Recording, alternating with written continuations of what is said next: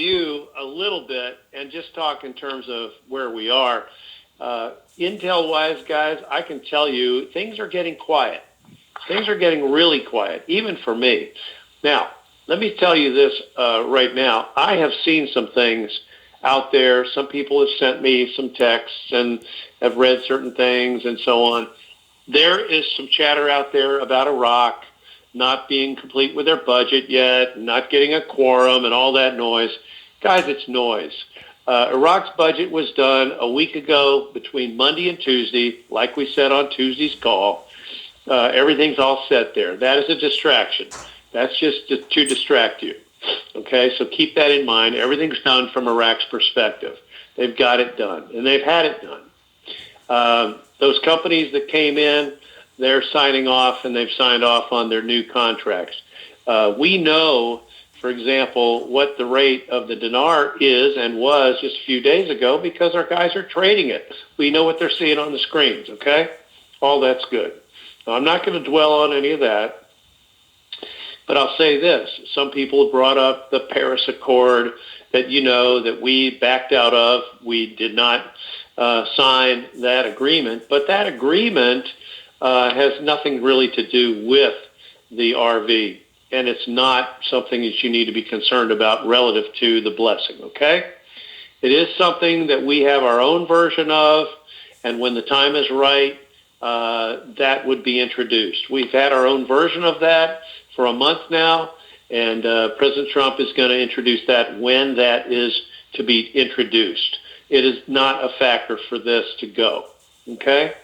I'll tell you what did happen a couple of days ago, and that was that the Tier 2 banks, and a lot of these Tier 2 banks are not owned by Tier 1 banks or not even affiliated with Tier 1s, and they're sort of what we would call stragglers. They're out there. They want to be part of this. They're coming to the party late, and they've been allowed to participate as introducers or to take some part of this blessing as being part of the exchange process.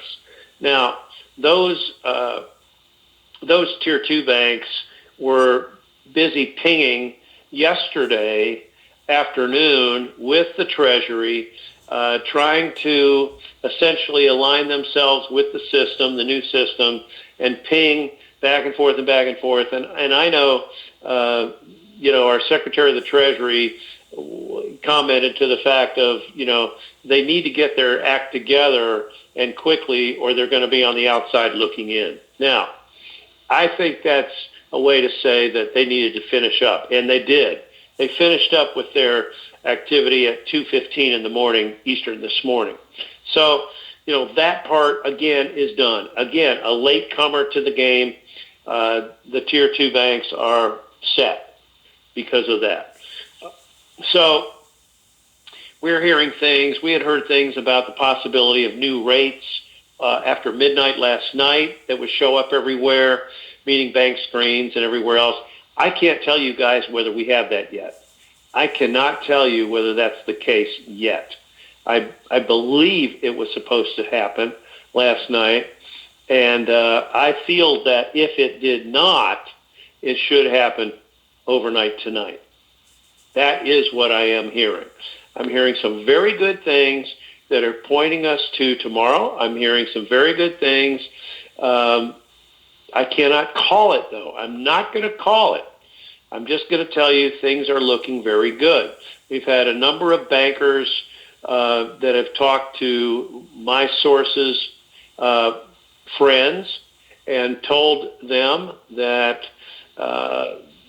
that their schedules are going to have to change because they're no longer able to do what they've been doing, and they're going to be tied up busy at the banks for the next 16 days, starting tomorrow. It's a good indicator. Otherwise, there are certain transactions that are going on even tonight as I speak regarding exchanges or redemptions in this country. And so I think that that's another indicator that everything is moving our way. We have heard, even though I have not been able to prove this, I have heard that that exchanges had started in Europe, in Asia. We know that certain high-up individuals have pulled down on their funds last night. It seems to be moving from east to west, as we've heard. It seems to be coming toward us. We will be last to get it, but we are in line to receive it. In terms of other activity, I'm sure there's a lot of activity going on out west. I haven't heard anything specific about the timing exactly, but we believe that that is continuing to move in the direction that we think it should. We are in what we call Tier 4. That Tier 4 refers to the Internet group, and then I tend to refer to the public, and some others do, as Tier 5. Now, whether there's a distinction between Tier 4 and Tier 5 from a lot of the bank's perspective, I cannot say. We may be all thrown in as the public, for all we know. Every time I turn around, the so-called John Q. public, the uninformed, are going when we go. And the next thing I know, we're going a week before they go. So it's back and forth, back and forth. It's hard to know exactly what the deal is on that. But I can tell you the redemption centers are well-staffed and ready to begin at the redemption centers. And guys, am I the only one that talks about redemption centers? Am I the only guy that knows about them? Certainly not, right? You guys understand that they are there and have been ready and have been staffed and everything for months, right? You know that. You know these are freestanding buildings. These are offices that have been leased outside of the banks for the most part, but also using some annex buildings near or next to the banks, also using some bank branches that are large enough as well. It's a combination, these redemption centers. But the redemption center, as I call them, those redemption centers are there for the ZIM. They are there for intake of the ZIM primarily. That's their main function. Doesn't mean they'll also not be able to take our other currencies, because they will. But what's number one, because of the true value of those ZIM bonds, is the ZIM. And that's going to be their first and highest concentration of effort. It's going to be on the ZIM. All right, so consider that. And you've heard me tell you, I'm going to say dozens of times, about the ability to negotiate your privately negotiable rate. I call it a PNR, privately negotiable rate, is at those redemption centers. Okay, you can negotiate the ZIM, and you can negotiate the dinar and the dong as well to higher levels than what you're going to see on the screens, except that you need to have some humanitarian projects in mind when you go to do that. And you'll have an NDA to sign. In my understanding, you'll have an NDA to sign at anything that's above the screen rate, the front screen rate that you'll be able to see. So I think that, listen, this is your choice. I think an NDA, it's a page and a half. It's not a big deal, but if you're a person that can't keep quiet or has to be on Facebook or whatever, you may not want to sign the NDA. It's your choice. Now, one other thing that I talked about Tuesday was the idea of going in with a trust document.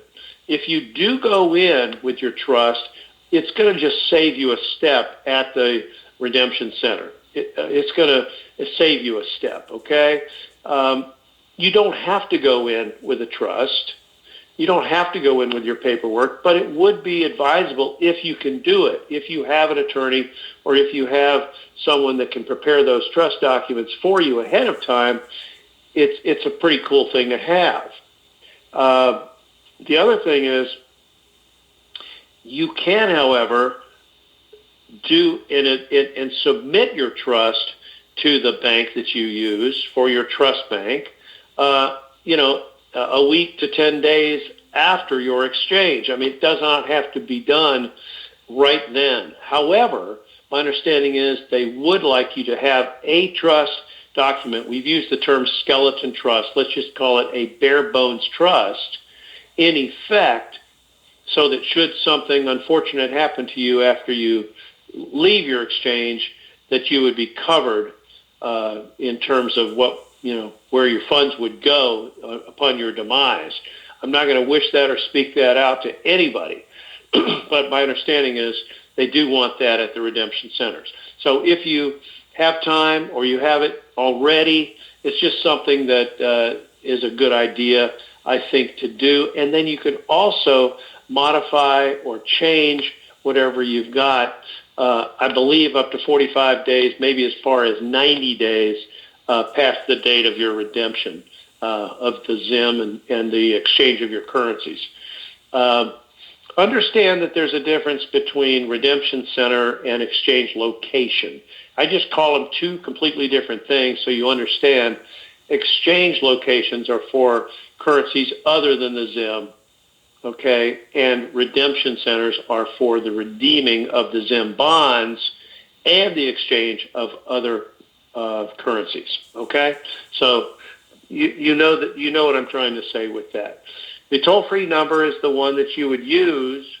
My understanding is still that we have two toll-free numbers for the U.S., one for all of the zones that are east of the Mississippi and another number for the zones west of the Mississippi. That's what I'm hearing still. So we'll see if that comes out that way. And all you'll be doing is calling a call center, and then you'll get rerouted from the call center directly to the ZIM redemption center, that is closest to your zip code after that fact. So that'll be all easy to do. Let's see if I can think of anything else that's important. You'll have several stations at the ZIM Redemption Center. You'll have the identification process to identify who you are. You'll have which you'll try to bring two photo IDs of yourself. Bring a utility bill that shows your address where you're currently living. Bring that as well, just to prove who you are. It's part of the whole know your customer thing. And then make sure that you have your currency lined up by denominations. Don't have it all mixed up and in a bag, or anything like that. I mean, make it all very neat and easy to get to. And make sure you write down the amount that you have of each currency. You write that down ahead of time so that you know, or you think you know, what you have. And then when they run it through the de la rue machine and verify, and count it, you'll see if the numbers that they get match the number that you had going in. Just make sure that you have that so you can refer to that on each of your currencies. And when it comes to the rest of the processes you have after the ID and the verification and the counting, you'll be talking about your spiel of 1 minute to 3 minutes on your humanitarian projects.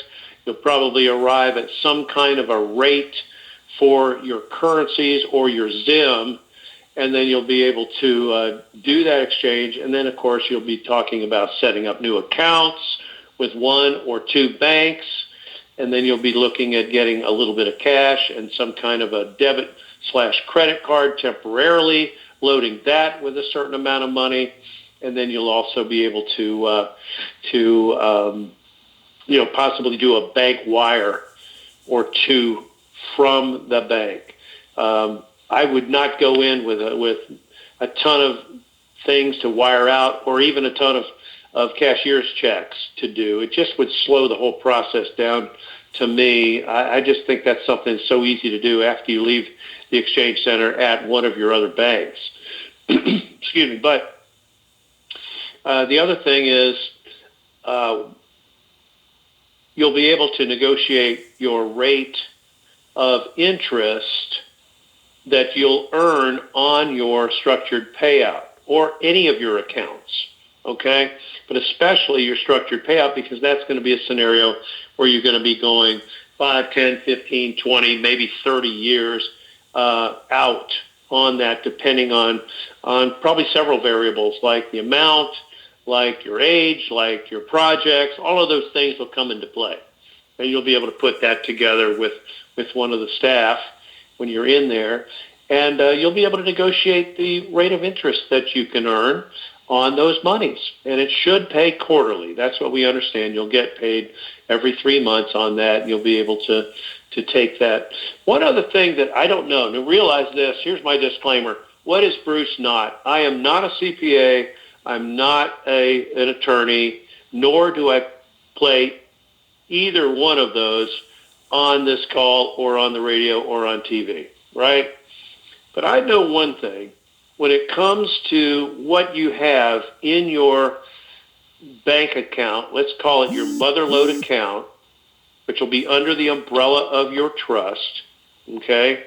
You guys realize that when you take money from that account, and I'm going to set mine up where I've got a so-called holding account separate from my big God account, which will be the one used for my humanitarian projects and ministry, right?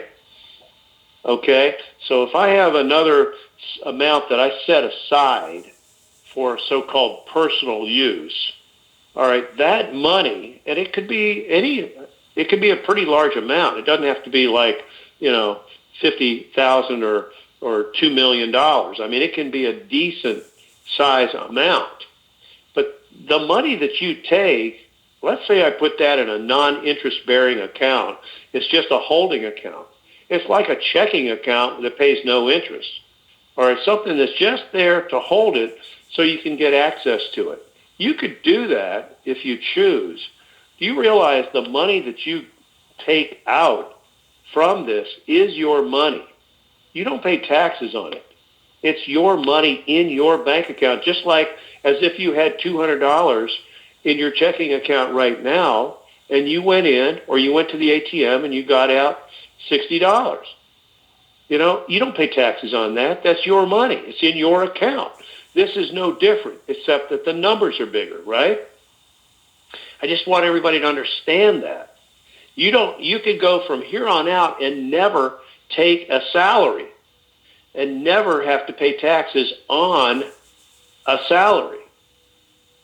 You don't have to take trustees' fees. You don't have to. You can use the money, okay, and not pay taxes on it. The only thing, remember, I'm not a CPA, so do check with your CPA and attorneys on this to verify this. What you're going to pay taxes on is the interest that is earned. It's called earned interest income that is paid to you or to your trust account, okay, from the structured payout or any other account that you have set up, just like you do it right now. If you're making interest income, you have to file and you have to pay taxes on it. That's just the way it works. Now, obviously, you're going to get with your CPA and you're going to work out the best strategy for you, the best tax strategy for you, for your family, for your structures, whatever. That's the job of your CPA or your CPA team, okay? But I just want you guys to understand that very simple concept, okay? If you set a certain amount into a little holding account and you use that for your own personal use, you don't pay taxes on that, okay? Just so that you know. All right, the other income, you would, but that would be taxable because it's interest income paid to you or to your trust or however you've got it set up. Just a simple little thing, but I wanted to get that out. So go in as prepared as you can. Like Sue said, go in confident. This is the game. We are the game. And I don't mean that to be, conceited by it. I'm just saying that you have a certain amount of power. Don't be arrogant, but be confident when you go in, okay? You are holding the cards on this thing, okay? Because especially if you're a Zim holder, they're going to want to keep you as a customer. They're going to want to make you happy, okay? So you have some power. You have some flexibility. And just be wise when you go in there, okay? And I know you will. I know you will because you've been listening for a long time to the big call. So realize there's a lot of noise out there. We knew there'd be a lot of noise at the very end of this thing. There's been some noise all along, and I'm just trying to make it clear for you that from what I understand, everything is pretty much ready to go, and we'll see how it shakes out. We'll see how it goes. If it's going to happen the rest of this week. Today's Thursday. We're almost there, so we'll see. All right, guys, that's it for tonight. I just wanted you to know Pastor Stephen had a family